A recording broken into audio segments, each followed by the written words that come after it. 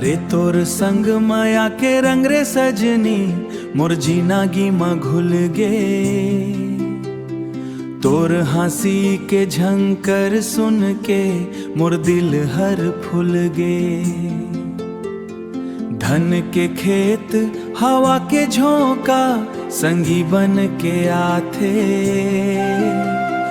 तोर संग चलत चलत मोला सुके रड्डा मिल जाथे।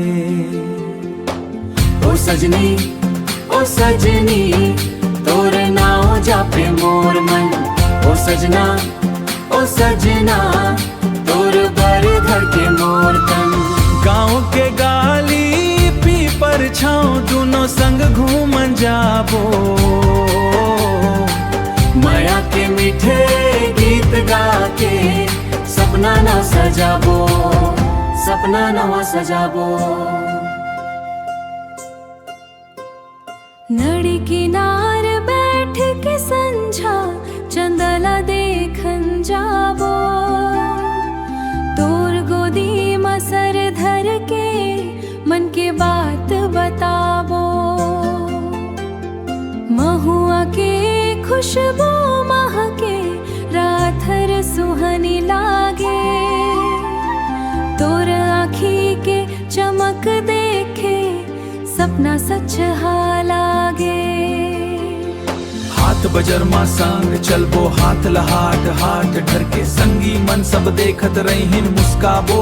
आँखी भर के तीजा पोरा मदई मेला संग संग नाचबो गाबो। सात जन्म के सजनी ए दुनिया ला बताबो।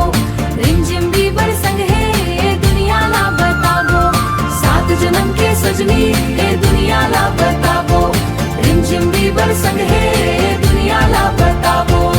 रिमझिम पानी बरसे जब तोर संग भीजत जाबो। मोर हर खुशी तोर संग है ये बात ला गुनगुनाबो।